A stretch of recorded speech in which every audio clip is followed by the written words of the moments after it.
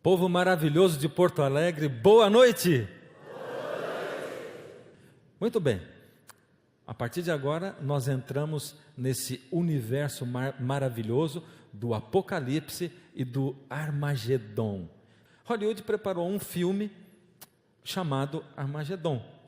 Nesse filme que eles prepararam, eles colocam o Armagedon como sendo um grande asteroide que vem ao encontro da Terra, ou de encontro com a Terra, vai se chocar com a Terra, e para isso eles montam uma equipe de astronautas que vai interceptar esse asteroide. É uma missão impossível.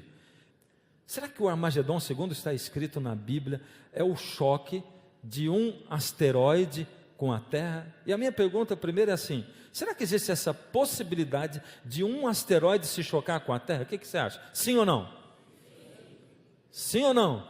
Sim. Oh, mas você está tão certo disso, hein? Se existe essa possibilidade, então o Armagedon é o choque de um asteroide com a Terra. Sim ou não? Que coisa interessante. Vocês dizem que há possibilidade. Então vocês acreditam que, embora exista a possibilidade, o asteroide não vai se chocar com a Terra. É isso? Agora ficou uma confusão danada. Agora eu vi que ficou uma confusão mesmo. Mas vamos lá, vamos continuar estudando. Primeiro eu quero dar uma aulinha para vocês do que é um asteroide, porque eu falei um asteroide vai se chocar, e eu sei que muitos de vocês, todos nós já ouvimos falar em asteroide, mas eu mesmo fiquei assim, interessado no assunto e fui buscar mais a fundo. Asteroide, aí diz o seguinte, que asteroides são corpos rochosos e metálicos que possuem órbita definida ao redor do Sol, ficam orbitando e podem chegar a medir algumas centenas de quilômetros. Agora, eu achei interessante que diz ali, são corpos rochosos e metálicos, é meio que assim, uma mistura de pedra com metal, só que é um negócio que pode medir algumas centenas de quilômetros.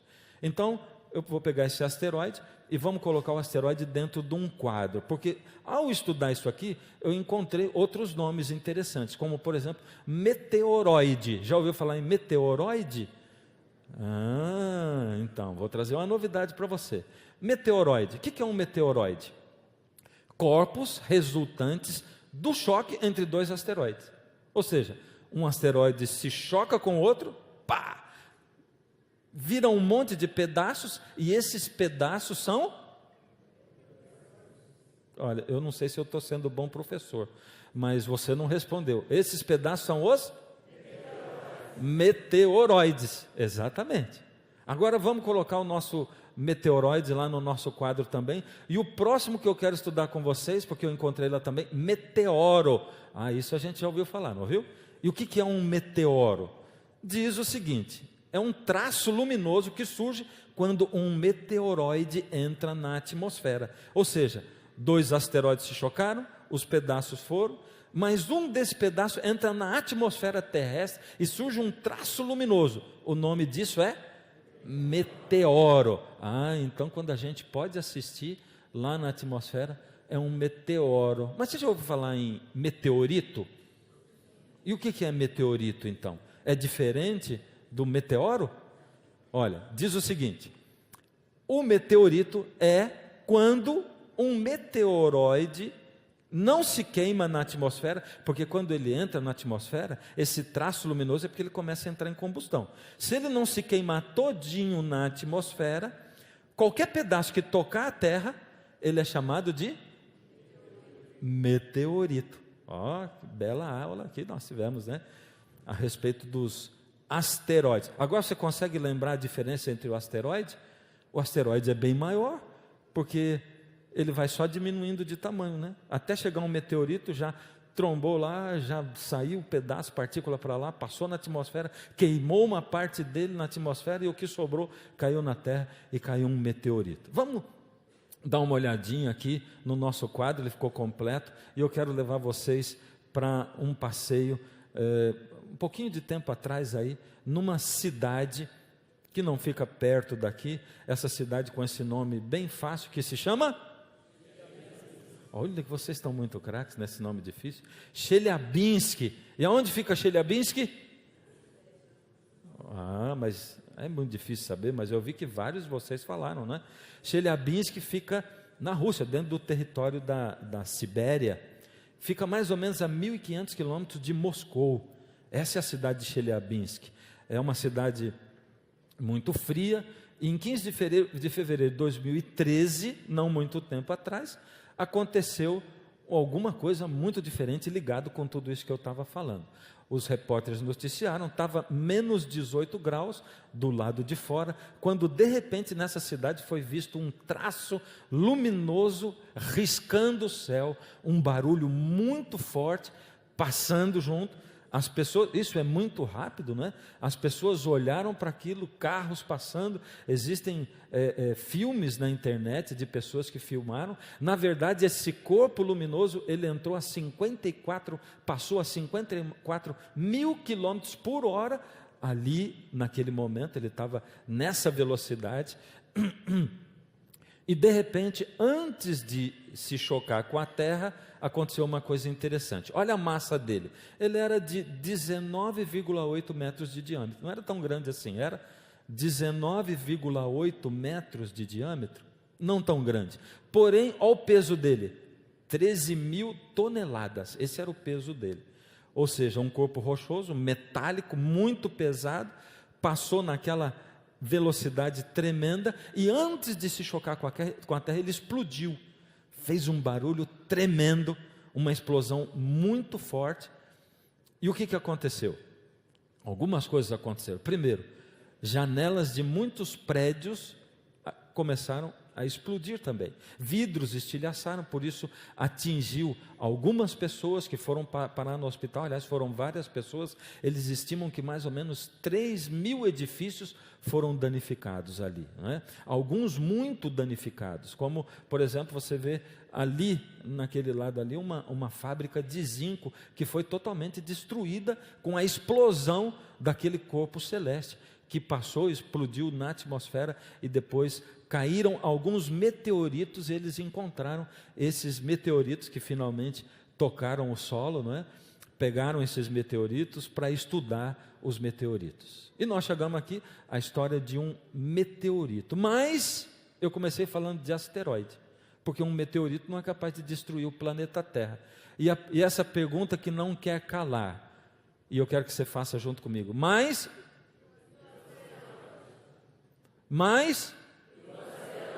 e o asteroide? O que tem a ver essa história com a história do asteroide que possivelmente se chocaria com a Terra? E eu vou dizer o que ele tinha. Um pouco antes disso, tinha acontecido que um asteroide foi detectado pelo Observatório Astronômico de Granada. Ele passou muito perto da Terra e foi detectado meio que assim, de última hora. Ele não era tão grande assim, media mais ou menos aqui, a metade de um campo de futebol. Só que o último asteroide que passou assim tão perto da Terra, ele provocou uma destruição tremenda. Ele aconteceu em Tunguska, na Sibéria também, por eles terem um território tão grande, acaba a incidência ali sendo maior, não é? E devastou uma área de 2.000 quilômetros quadrados. A explosão dele causou uma destruição 180 vezes maior do que Hiroshima e Nagasaki. Coisa tremenda. Você vê, um asteroide que nem era tão grande assim, pequeno. Acontece que isso aí, o que aconteceu, não ofereceu risco para a vida humana e para a nossa subsistência no planeta. Mas eles dizem que entre 2080 e 2011, esse mesmo asteroide vai voltar, e dessa vez ele vem muito, muito, muito mais perto da Terra. Uau! Então você está certo. Realmente pode acontecer que um asteroide se choque. E não precisa ser só esse, pode ter qualquer outro asteroide. E o que eles prevêem então como solução para isso? Hoje a solução é assim: nós esperamos que no futuro a gente tenha alguma solução para esse assunto. Ou seja, ainda nós estamos meio aí pendurados, né? Não tem uma certeza, não tem uma coisa confirmando, mas que o ser humano seja capaz de interceptar um corpo celeste como esse. Só que a Bíblia fala também de uma pedra gigante vindo se chocar com a terra. E a minha pergunta é assim: qual será que é a conexão entre esse asteroide ou esses asteroides que podem se chocar com a terra? E a gente lembra mesmo que um asteroide ele é formado de quê mesmo? Isso mesmo, rocha e metal, né? E eu quero entrar com você um pouquinho dentro desse mundo da Bíblia, dessa história que aconteceu 605 anos antes de Cristo, no império chamado babilônico. E o que isso tem a ver com o Armagedon? Primeiro, o Armagedon, na Bíblia, ele aparece no livro de Apocalipse. E o texto bíblico é exatamente Apocalipse 16, 13, onde diz: então vi, 13 em diante, vi saírem da boca do dragão, da boca da besta, da boca do falso profeta, 3 espíritos imundos semelhantes a rãs. Bom, primeiro de tudo já aparecem 3 personagens aqui que a gente tem que gravar na mente. Eu sei que você não vai decorar isso aí, mas você já começa a gravar na sua mente esses 3 personagens. O primeiro deles é o dragão. Que será o dragão na Bíblia? O outro é a besta, e o outro é o falso profeta. Vamos lá falar de novo? Então, primeiro, você que está em casa, fala com a gente. Vamos lá. Primeiro é dragão, segundo é a besta, terceiro é falso profeta. Aí está dizendo que saiu da boca deles 3, saíram 3 espíritos imundos semelhantes a rãs. Isso é linguagem apocalíptica. Ele está usando símbolos, e a gente vai ver que todos os símbolos do Apocalipse são interpretáveis. Como? Só é válida qualquer interpretação da Bíblia se a Bíblia mesma se auto-interpretar. Não tem como aceitar qualquer outra interpretação da Bíblia que alguém dê a não ser a própria Bíblia. O próximo verso, que é o verso 14, diz: são espíritos de demônios que realizam sinais miraculosos. Você está vendo? Espíritos semelhantes a rãs, já está dizendo o que são. Começou a explicar. São espíritos de demônios, ou seja, aqueles 3 lá, o dragão, a besta e o falso profeta, não são coisa boa não, não são flor que se cheire não, porque diz que da boca deles saem espíritos de demônios, e o mais incrível, e eu quero que você guarde também, guarda na sua cabeça, informação importante, a gente tem que guardar, quer dizer que embora eles sejam espíritos de demônios, eles fazem milagres. Milagres. Uau, mas que informação!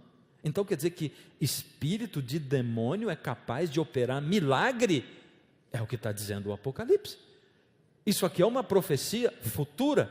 E você vai entender e vai ver que essa profecia futura não é uma profecia futura. Não. É uma profecia futura. Sabe como é que você vai ver que nós estamos pisando nas pegadas do profeta já. Por isso que é importante. É por isso que a gente está trazendo o assunto do Armagedon para você. Porque esse assunto, ele é urgente. A gente está começando 600 anos antes de Cristo, mas nós vamos terminar nos dias de hoje. E daqui a pouco nós vamos saber o que vai se desenrolar amanhã, depois de amanhã, e você vai ver que depois da série Armagedon, nunca mais você vai assistir os noticiários com os mesmos olhos que você assiste hoje, você vai assistir de um jeito diferente. Então diz, eles vão aos reis de todo o mundo, não necessariamente reis, os governantes de todo o mundo, ou seja, esses operadores, espíritos de demônios, operadores de milagres, vão aos governantes de todo o mundo, a fim de reuni-los para a batalha do grande dia do Deus Todo-Poderoso.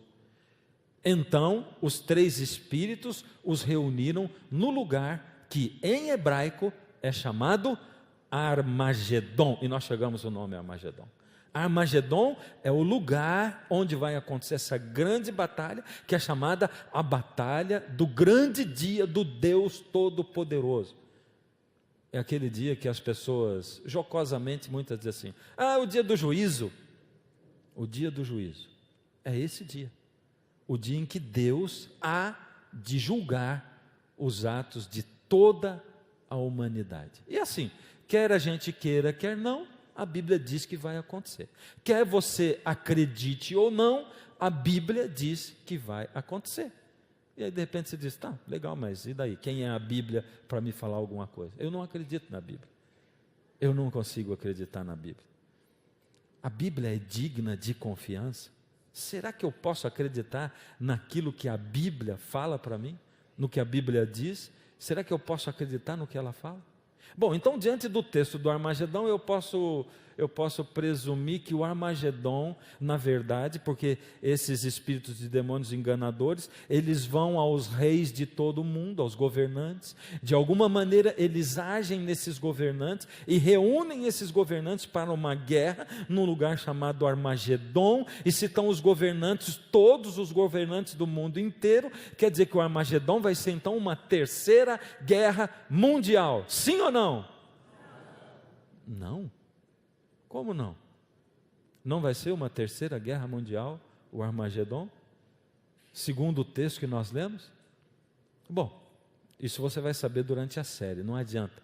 Essa curiosidade vai ficar porque nós vamos revelando aos poucos, a Bíblia vai nos revelando aos poucos.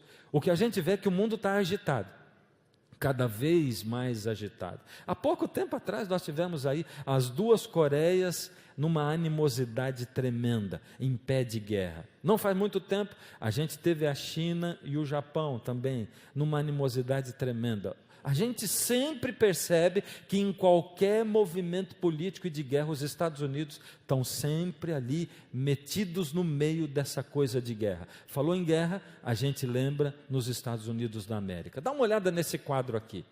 Aqui está dizendo, mostrando os países que possuem energia nuclear. Eles estão ali, daquele lado esquerdo. E aqui desse lado, os que possuem armas nucleares. E no meio, aqueles que possuem os 2, e entre eles a gente encontra aqui Rússia, Índia, Ucrânia, China, Alemanha, Paquistão, Israel, Coreia do Norte, Turquia. Esses países possuem armas nucleares, produzem energia nuclear. E dá uma olhada no potencial atômico que nós temos. Nossas armas nucleares possuem potencial atômico para destruir a raça humana 50 vezes em menos de 1 hora. Ou seja, seria capaz de destruir em menos de 1 hora 50 vezes a raça humana. Esse é o poderio nuclear que está na mão desses governantes de todo o mundo, e que a Bíblia diz que serão daqui a pouco reunidos por espíritos de demônios que fazem milagres, são enganadores, vão ser enganados, eles vão ser levados para essa grande batalha do Armagedon. Apenas 1% de todo o arsenal nuclear do mundo seria suficiente para acabar com a civilização. 1% só de todo o arsenal. O homem sempre teve essa coisa de querer conquistar o mundo. É ou não é? Isso sempre existiu e ainda existe até hoje. Pode ser até que os governantes tenham mudado de tática, o jeito deles. Pode ser que ninguém vai abertamente dizer assim: não, vou construir um poderio aqui e vou através de guerra conquistar o mundo. Mas as pessoas, os governantes tentam conquistar o mundo através de outros métodos políticos, articulações. O último império mundial que nós temos foi Roma. Olha, esse povo é sabido, também escrito desse tamanho lá, ó. Roma, último império mundial.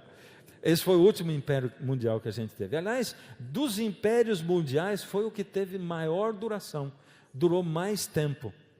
Depois de Roma, que foi o último império, quando foi acabando o Império Romano, a Europa foi dividida. Inicialmente, nas batalhas que houve, se caracterizaram ou se levantaram 10 sub-reinos maiores, que foram representados inicialmente pelos francos, alamanes, burgúndios, suevos, vândalos, e que se tornaram aí França, Alemanha, África, Espanha, Inglaterra e tal, como a gente está vendo nesse quadro. Isso é história, isso foi o que aconteceu depois que o Império Romano dominou. E aconteceu o seguinte: depois disso, eles tentaram fazer um império mundial. Eles quem? Ora, esses países da Europa.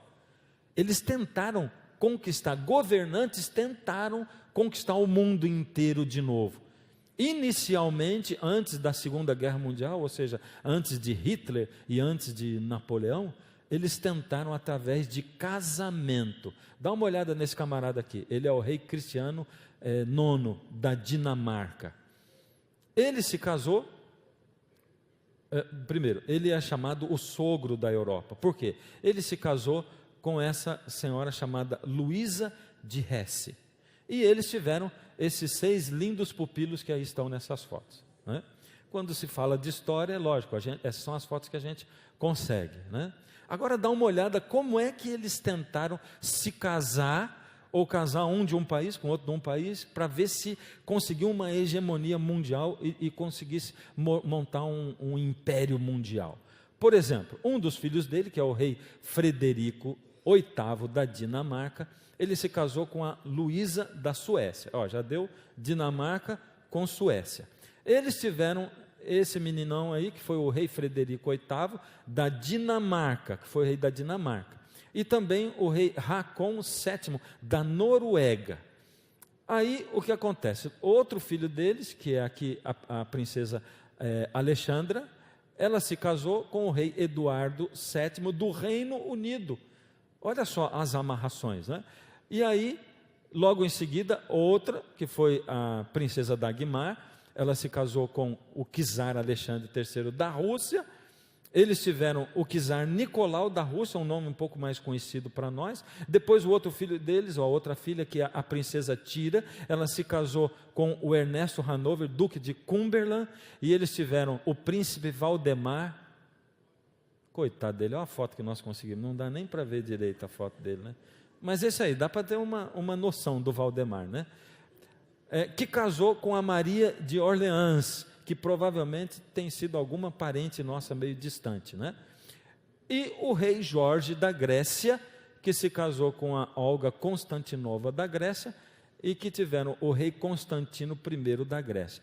Olha, as misturas foram tão grandes que a rainha Elizabeth, ela é chamada de a prima da Europa, ou ela é parente de todo mundo na Europa, porque ela é prima do Alberto II da Bélgica, do Harald da Noruega, do Juan Carlos da Espanha, do Gustavo da Suécia, mas tem mais parentesco envolvido. Ela também é parente dos antigos reis Miguel da Romênia e do Constantino II da Grécia, além do que ela também é parente das antigas casas da Prússia, da Alemanha, da Rússia e do último rei de Portugal.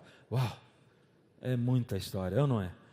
Ou seja, eles tentaram de todos os meios se casar, mas a pergunta que não quer calar: o que essa história tem a ver com o asteroide? Fala sério, porque nós começamos a falar de um asteroide, não é? E o que essa história toda tem a ver com o asteroide? Por que eu comecei falando do asteroide?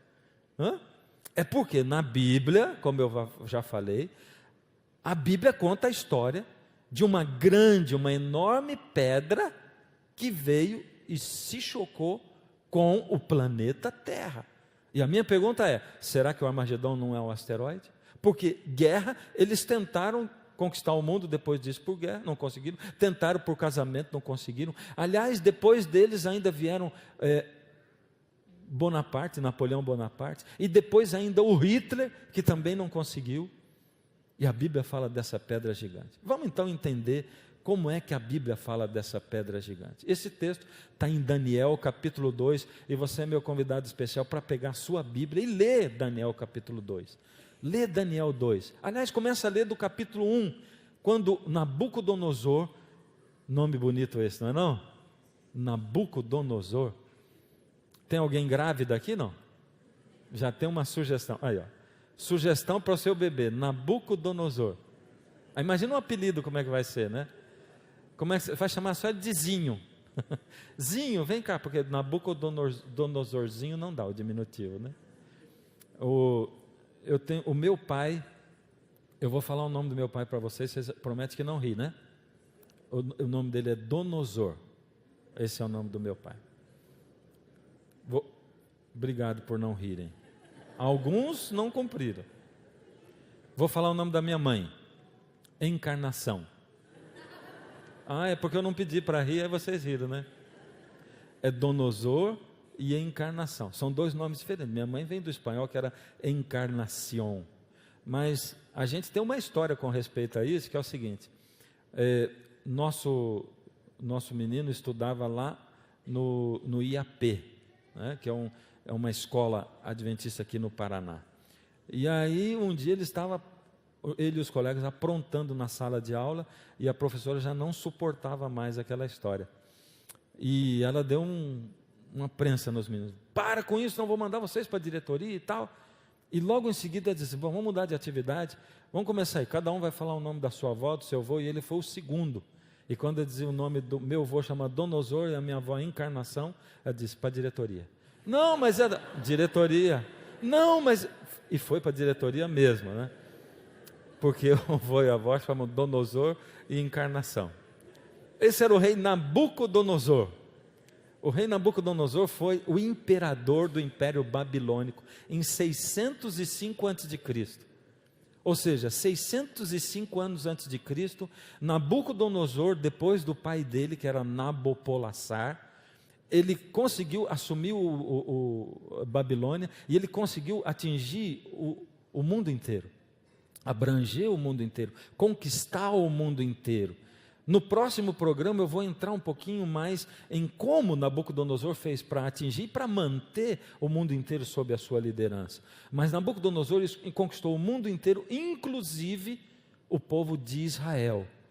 E Nabucodonosor levava cativos para dentro do seu reino pessoas, principalmente príncipes, sábios, religiosos dos outros países que ele conquistava. E entre esses Nabucodonosor levou também jovens judeus, entre eles Daniel e 3 amigos dele que estavam lá em Babilônia. Nabucodonosor teve um sonho numa noite, nessa época, 605 a.C., ele sonhou uma coisa bem diferente, sonhou com uma estátua muito grande, uma estátua um pouco diferente, ou muito diferente, ele nunca tinha visto aquilo.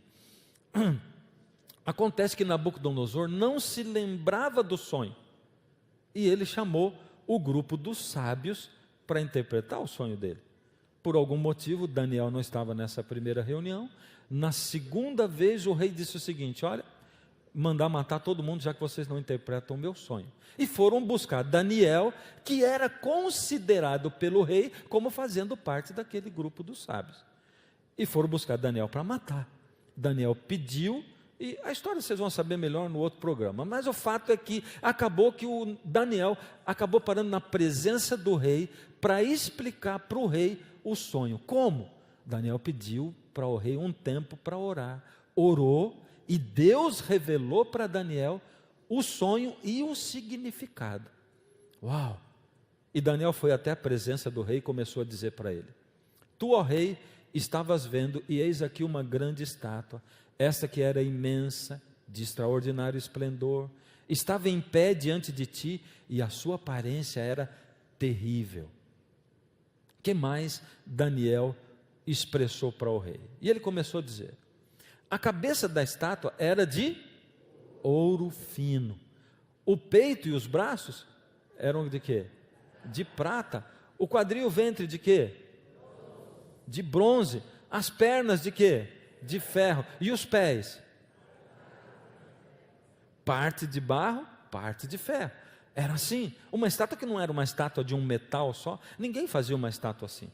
Todo mundo que construiu uma estátua fazia de um material só. Agora imagine, ainda mais uma estátua com todo aquele metal pesado, tendo pé, que era parte de ferro e parte de barro. Pararia em pé uma estátua daquela? Mas é que aquela estátua tinha uma significação especial. Depois de Daniel contar para o rei o sonho, ele começou a dar o significado do sonho.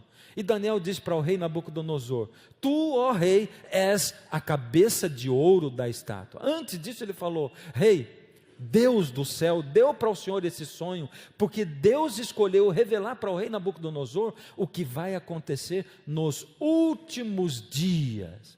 Opa, isso me interessa. Essa frase me interessa, porque os últimos dias são o tempo no qual nós estamos vivendo. Ah, mas como é que você sabe?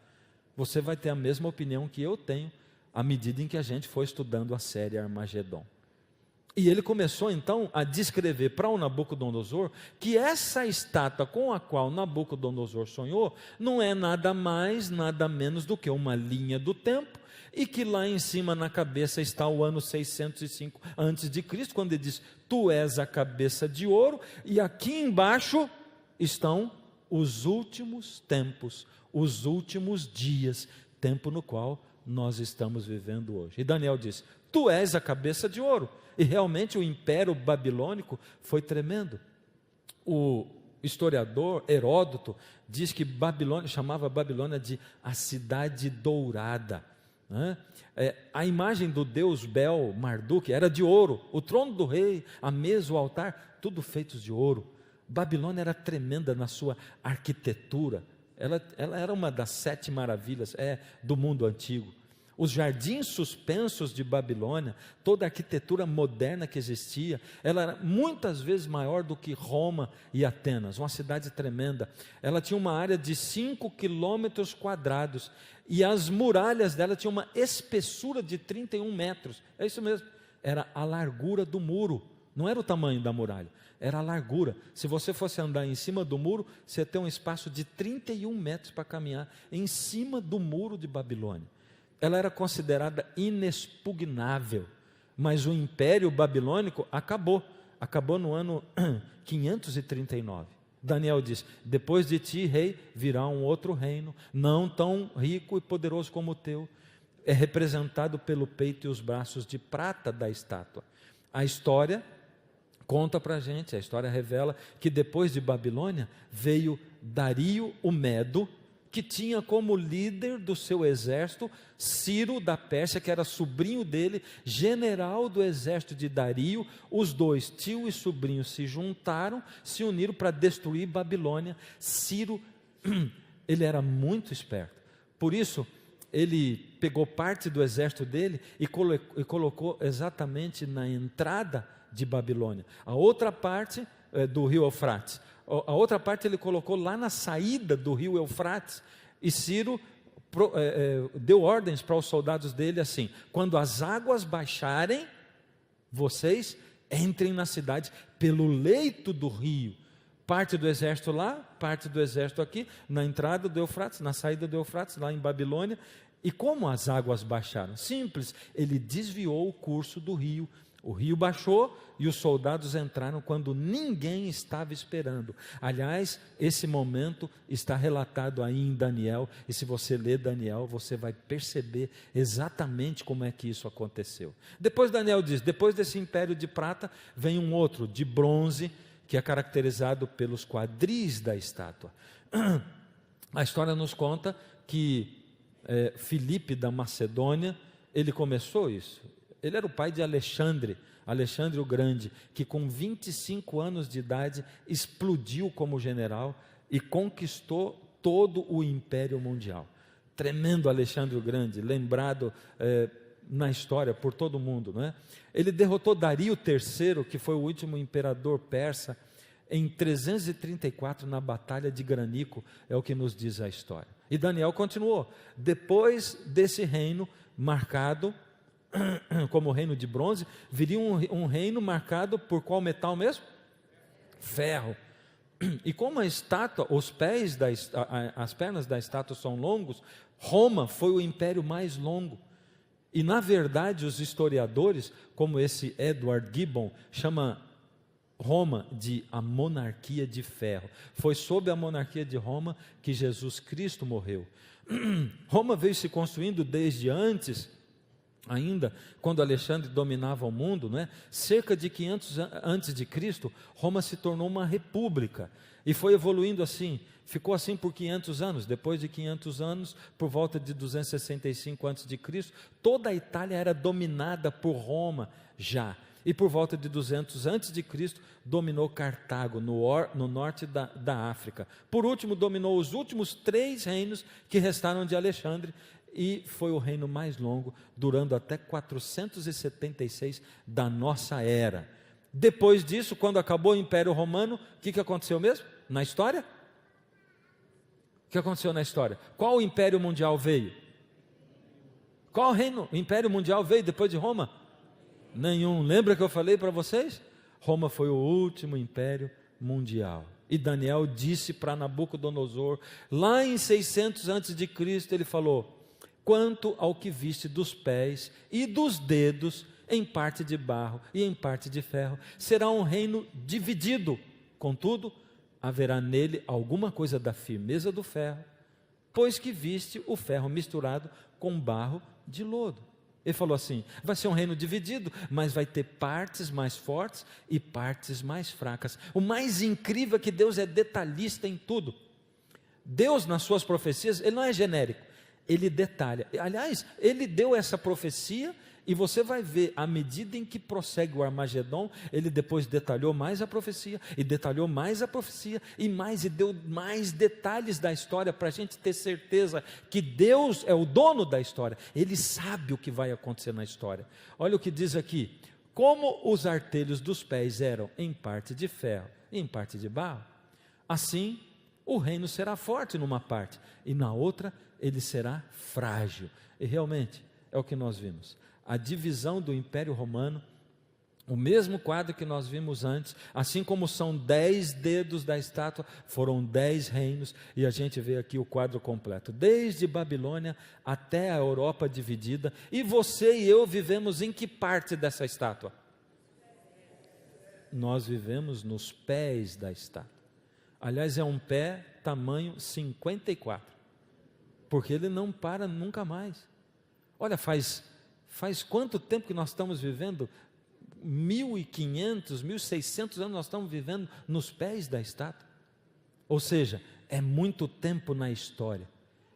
Agora, depois que Daniel falou isso para o rei Nabucodonosor, ele disse: quanto ao que viste do ferro misturado com barro de lodo, misturar-se-ão mediante casamento, mas não se ligarão um ao outro, assim como o ferro não se mistura com o barro.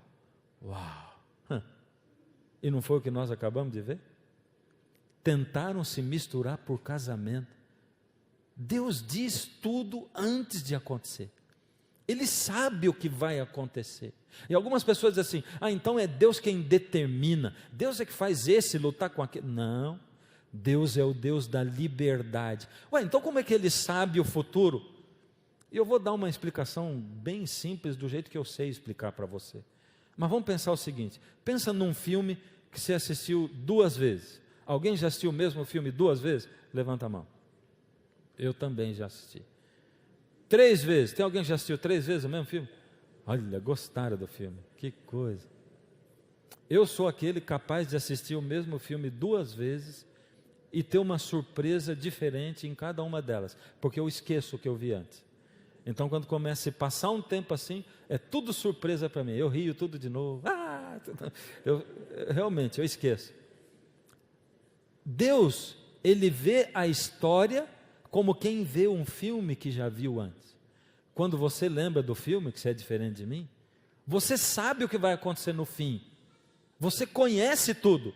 Contudo, você não pode mudar o fim da história, só porque você já conhece. Você entende? Deus assiste assim a história. Deus revela para os seus profetas e para nós, através da sua palavra, dessa maneira a história. Nós estamos vivendo nos pés da estátua. Nós estamos vivendo exatamente na última parte da estátua. Depois disso não tem mais nada, tem? A pergunta que não quer calar, voltou aquele quadro. Mas e o asteroide? Vai aparecer.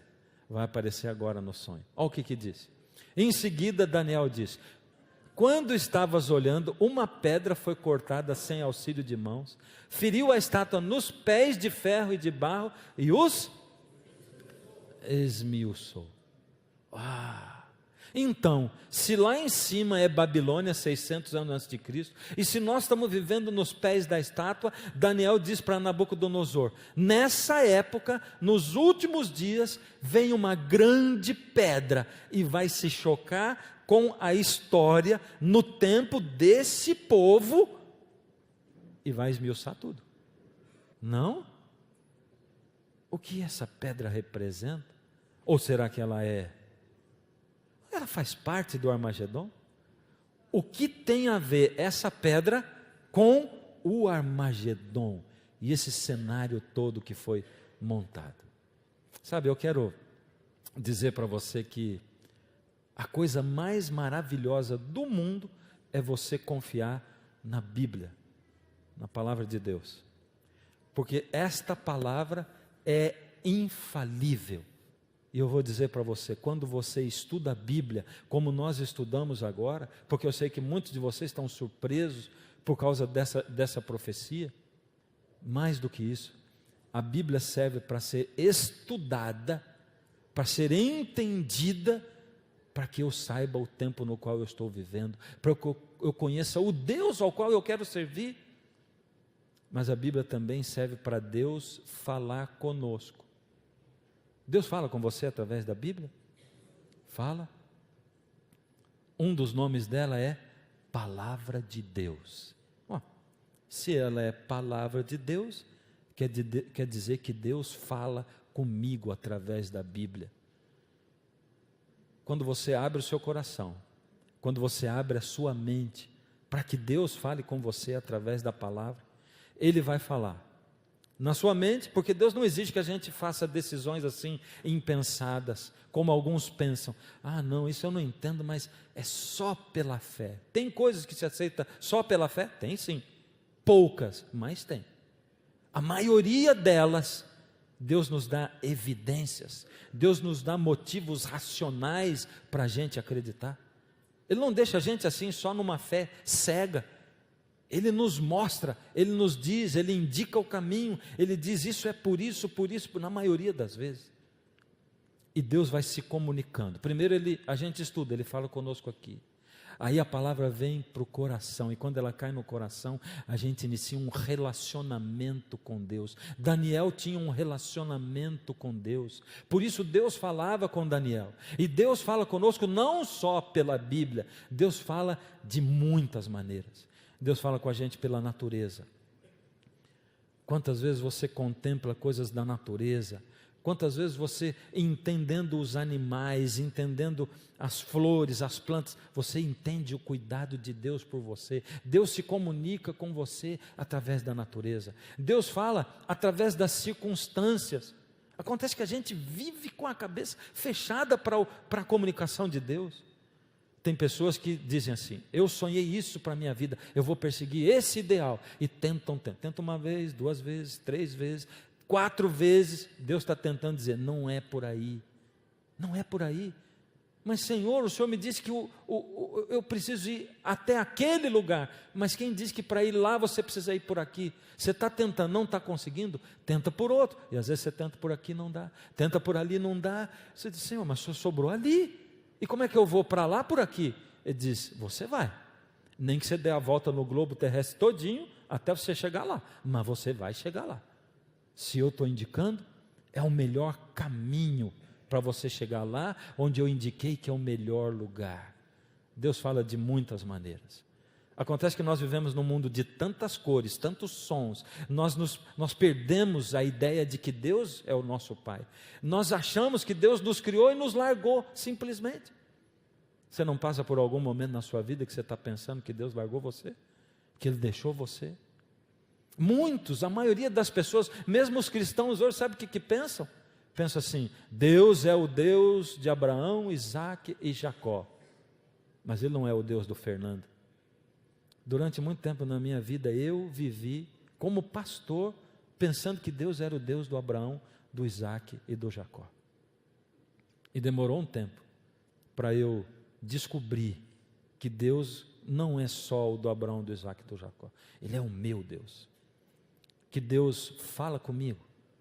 Que Deus me diz caminhos, direções que eu devo tomar. Que Deus direciona a minha vida de uma maneira geral, mas Ele direciona a minha vida em detalhes também.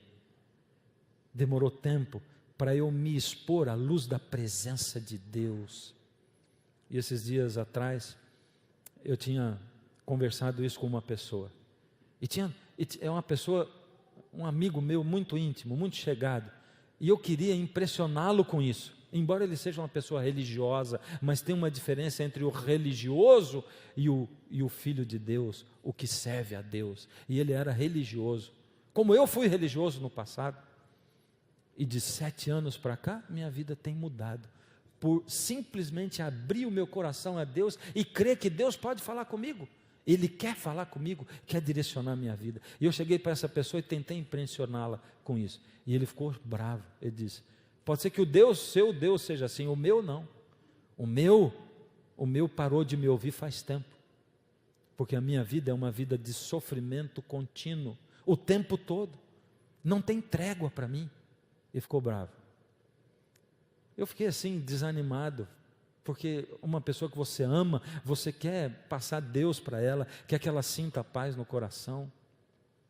Depois de um mês ele me mandou uma mensagem de WhatsApp assim: ora por mim porque eu comecei a buscar Deus como você falou. Uau, me animei.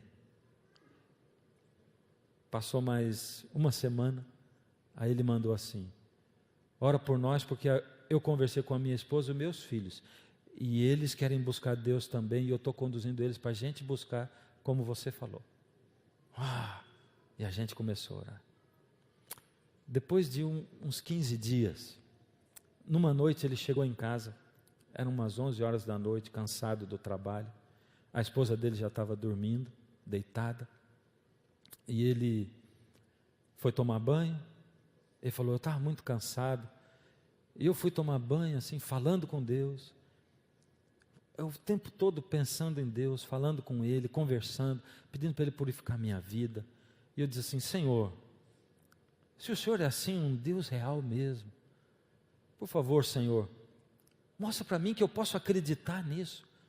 Eu estou abrindo meu coração, estou abrindo minha mente, eu estou me abrindo para o Senhor. O Senhor não é só o Deus do Abraão, do Isaac e do Jacó. E ele foi para a cama.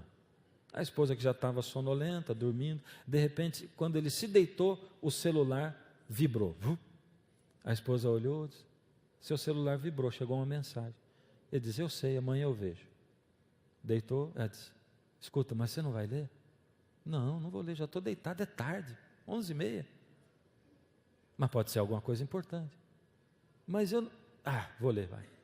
Pegou o celular, quando ele acessou a mensagem, estava assim: vem aqui para fora, dá uma olhada na lua.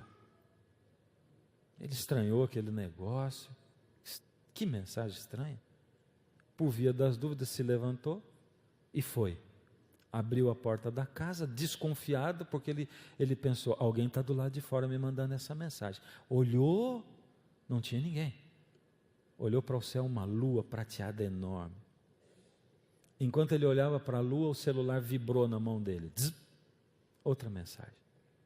E ele olhou o celular, estava assim: eu sou o mesmo Deus que criou essa lua, e eu posso transformar os seus sonhos em realidade. Uau! Esse é o meu Deus, o seu Deus. A vida desse meu amigo tem mudado dia a dia. Ele se tornou um servo de Deus. Ele se tornou alguém que vê Deus não como alguém distante. Ele tentou retornar a mensagem, tentou ligar para o número. Sabe, alguém pode ter passado essa mensagem para ele? Pode. E daí? Deus trabalha através de gente também.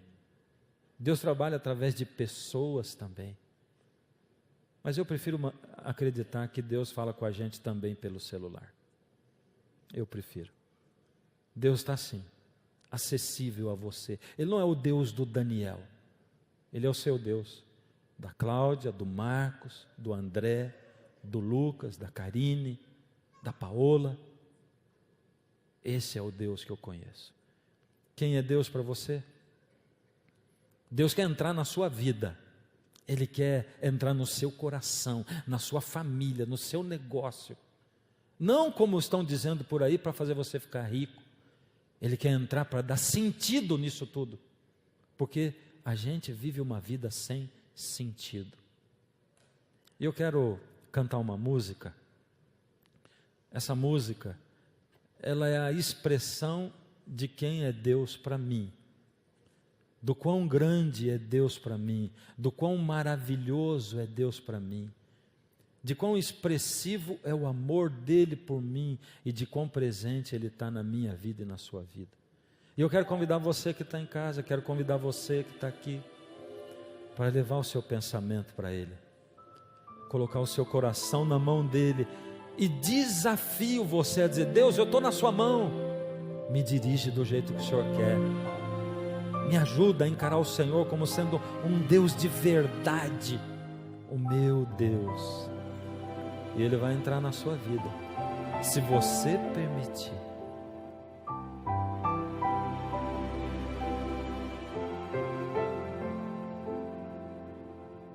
O Deus que eu conheço é poderoso, não se limita ao tempo ou lugar, conhece o final desde o princípio, não teve um início, não vai ter um fim. Maior que o universo habita um coração, igual sua justiça é o seu perdão. De um modo misterioso se fez homem, na sua graça tenho salvação.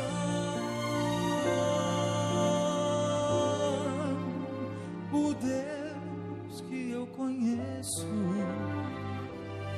deixa a coroa e vem em busca do perdido, não se limita ante a dor e o sacrifício, abre seus braços para salvar a quem quiser. O Deus que eu conheço faria tudo outra vez se precisasse. Foi mais além do que alguém imaginasse, pois bem maior que a sua glória, o seu amor.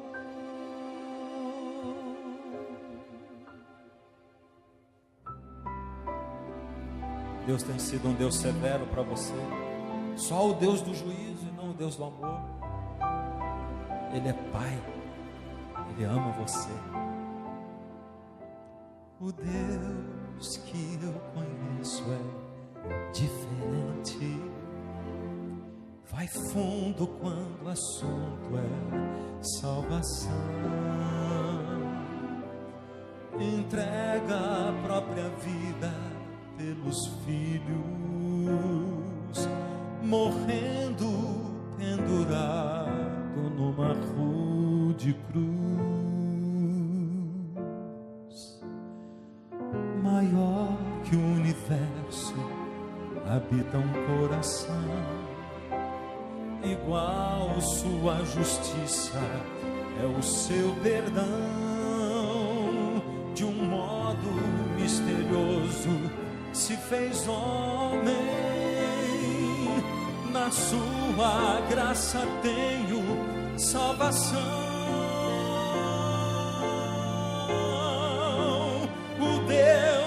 Que eu conheço deixa a coroa e vem em busca do perdido, não se limita ante a dor e o sacrifício, abre seus braços para salvar a quem quiser.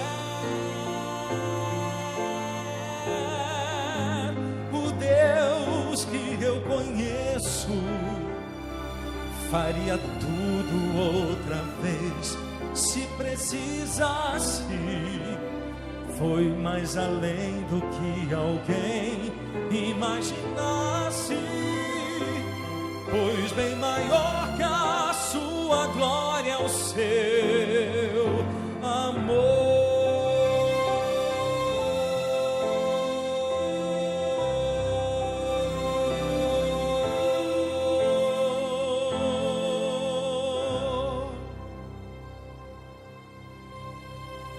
Eu quero erguer uma prece a esse Deus maravilhoso. E eu quero pedir por você que tem tido dificuldade em encontrar esse Deus, um ser pessoal com você.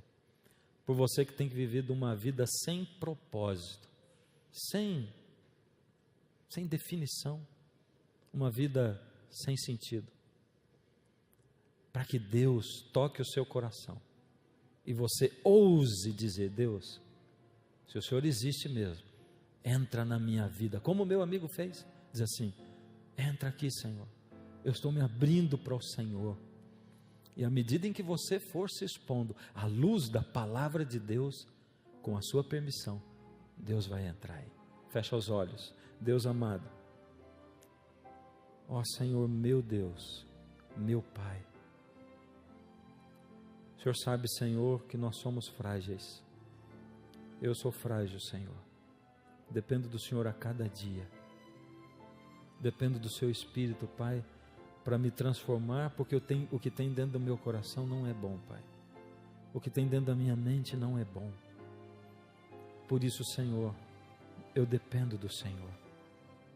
Mas eu tenho visto e sentido o Senhor tocar na minha vida, na minha mente, no meu coração. Por isso, Pai, pelo que o Senhor tem feito em mim, eu peço ao Senhor e rogo, intercedo por os meus irmãos queridos, irmãs, que estão em contato com o Senhor agora, Pai. Com a permissão deles, toca esses corações, que eles entendam com a sua mente, com a razão, e que eles sintam, através do Seu Espírito, esse toque, que se abram para o Senhor, e que a vida tenha um novo sentido, a partir da habitação do Seu Espírito, em nome de Jesus. Amém.